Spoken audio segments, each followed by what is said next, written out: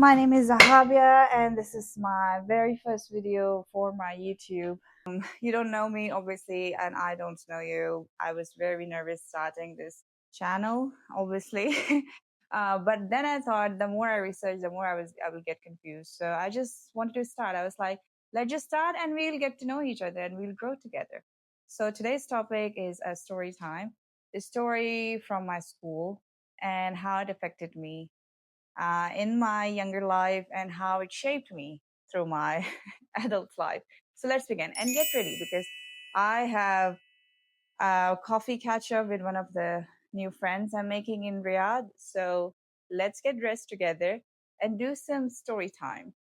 So when I was in seventh standard, I had a teacher. She was an English teacher, and I was a new student in that school because I changed my school when I was in year five.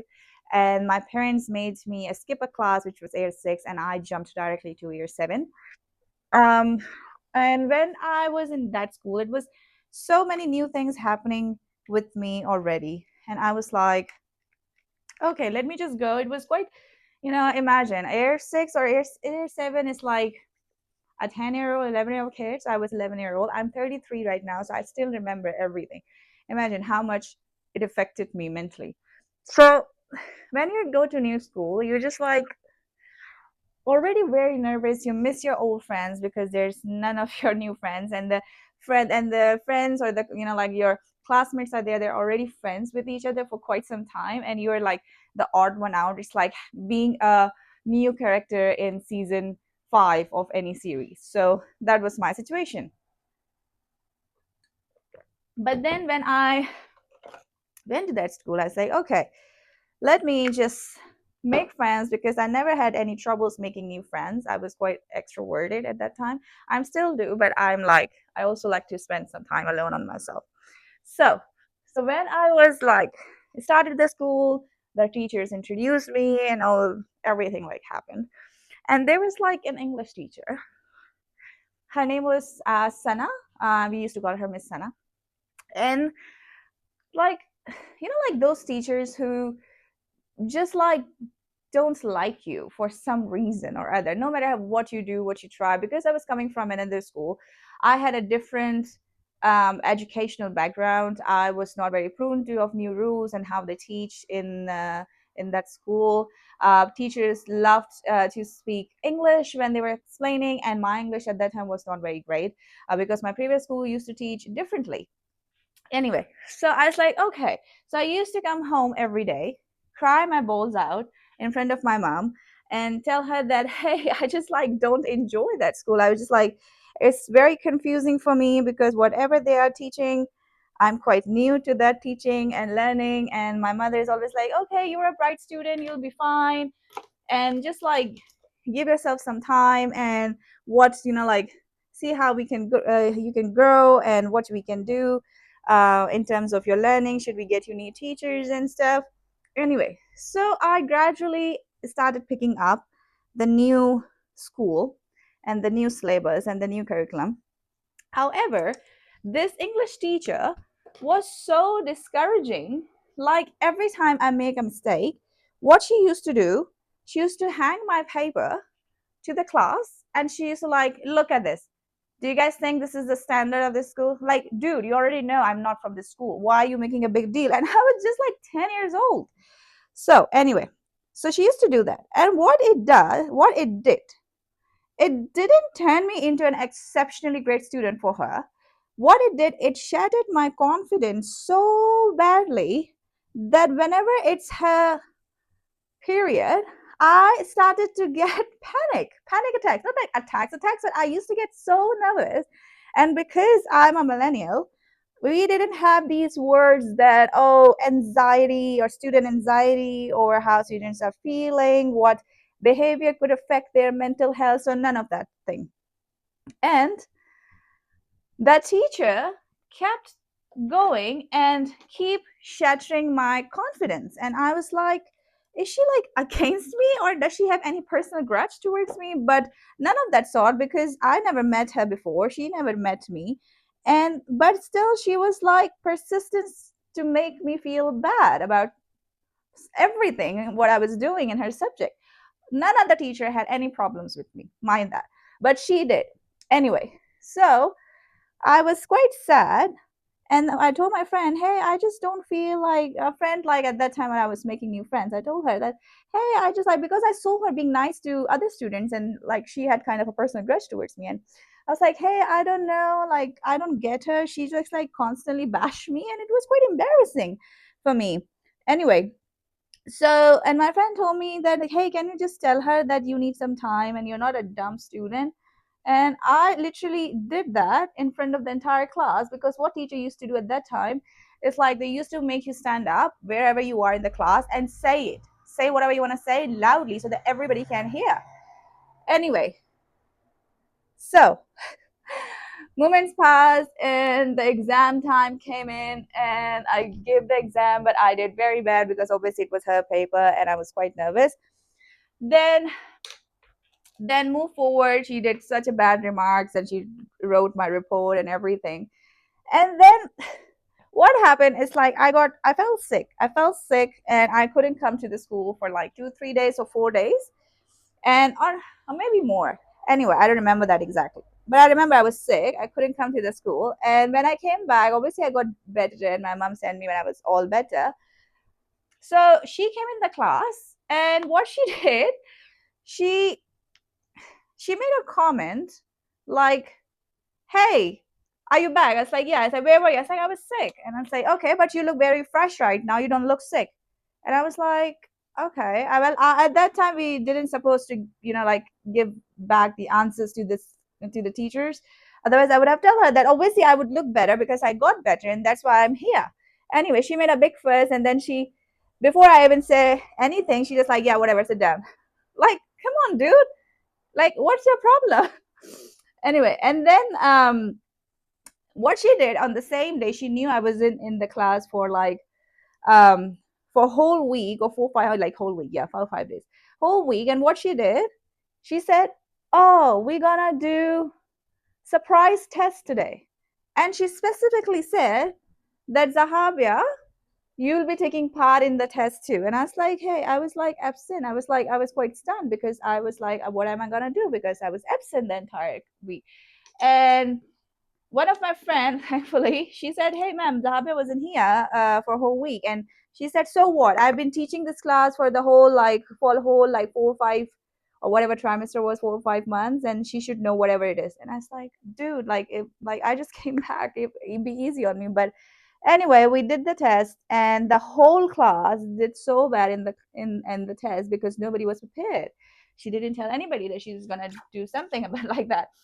And let me just check if my recording's still going on. It is going on, thankfully. So, what happened? It's like, did I move? Did I move? Yes, I did. Anyway, so so the whole class did so bad, and then she started being angry with everybody that, hey, you guys are so dumb. Yeah, teachers used to say that we are dumb. We are dumb students, and this was the dumbest class ever she ever taught. And then when my test result came to her, she made sure that she made whatever remarks she wanted. And what happened next is like, I said, ma'am, I was absent the entire week. And she's like, oh, yeah, I remember it now. So, like, I just told you like 30 minutes ago.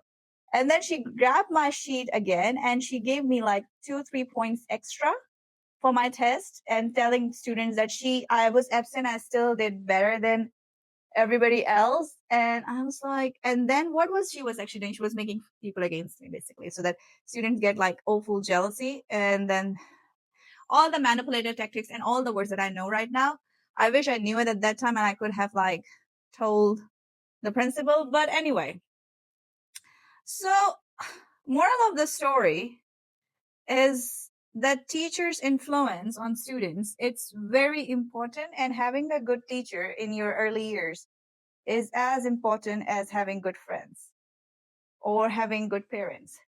Because what it does, it shapes your personality and it shapes your inner belief. Although I have launched 2 brands, worked in multinationals with government agencies, and have worked with non-for-profits when I was in New Zealand. I have finished 2 degrees, and never ever I have ever heard somebody call me dumb. Like, people could call me anything, but they have never called me dumb because I was not dumb. I was never dumb. I was just learning. It was my learning phase, and obviously it was so many changes for me happening. But she made sure that I feel awful every single day I come to the school, especially for her subject. And gladly I passed in that class, and I never had to deal with her ever again. And the whole school was quite pleased with my performance because I received a Student of the Year award at that, and that the air she called me dumb or made me feel humiliated in the entirety of her class. But I won the Student of the Year award. Um, and she never came to congratulate me whenever I met her or whenever I came across in the school. She always made like faces in a way that I'm like, dude, what's her deal? Like, she still hates me because I passed her exam, and she never had to bully me again. But she did what she was thinking was whatever that was. Obviously, I like, if you take me right now, I would never go out of my way to make sure that the kid who's like half and half of my age may feel bad about themselves and start doubting and start having anxiety just with the thought of going to the school. But I did. I had so much anxiety going to her class and going to that school. But it was me. It was me. So every time we face some challenges in our lives, we always have like 2, 3 options. The 2, 3 options are, one option can be you panic and you make everything worse, or have a quitter's approach, which is quit everything, cry your eyes out, and just like let people walk all over you. Or the second choice you have is take it as a challenge, prove the world that they can't mess with you because you are a bigger psychopath than they are. And sorry, I just have to pause because the lipstick is challenging to do it while I talk. Yeah. So you have 2 options. Either you go crazy and you let people walk all over you, or you have a second chance that let me show the world that what I am. And honestly, I got so mad at one time that I made, oh God, it's such a bad color, that I made sure that I study extra hard for her subject so she never get to bully me. And I proved myself. I proved myself to my friends, new friends. I proved myself to my teachers. I proved myself to everybody in that school that I can be anything but a dumb student. But, I'm 33 right now. And if that still bothers me, it means I still haven't healed from it completely. I still struggling to accept the fact that a teacher could go out of their way in making other students feel bad. And I believe there is still be some teachers like that, because the world is not a kind place. And that's what we all know now after seeing a lot in our lives. The world is not a kind place to be. And there will be lots and lots of people in your life who will make sure that you feel awful about yourself, that you never gain confidence, and you feel absolutely, absolutely shitty. And then they make sure that your confidence or your personality could never develop out of their comfort zone. Because now I know the people who likes to make other people feel bad are the miserable people, and they always make sure that you feel bad about themselves so they can feel a bit of a glory, and they can basically they can feel at ease that they are not the only one in the world who are miserable. So they make sure that they make other people miserable too. Anyway, so this is my story time, and I learned a lot, which I will disclose in other videos because I don't want to make such a big video on my first day. I need to make sure that I have enough space in my in my phone because my phone is kept filling up. So I have lots and lots of videos and like content and stuff like that.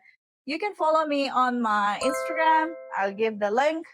I have built a good community over there, and now I'm heading over to my YouTube channel to build a community here. So we can all grow together and we can learn from each other's stories. And what I would do is I would leave a link for the form where you can send me your story, and I'll be glad, I'll be honored to read your story on my channel and offer some guidance as your big sister, as your online sister, as somebody you may not never meet, but we can be connected through online, through internet, and can really avail the benefits of being in the world and being helpful. So if you have something similar, send me a story and I will read it. Hopefully I will be able to offer you some of my guidance, which I learned throughout my years, and like be there for you. Just be there for each other. And this is our purpose as human. Let's set this up. If you have any questions, just leave it in the comments and hopefully I'll be able to respond all of you, because that's what I do. I do it on my Instagram. I respond to each one of you. And I'll try my best to respond each one of you here on YouTube. All right. Stay tuned, stay glowing, and stay fabulous. Ciao.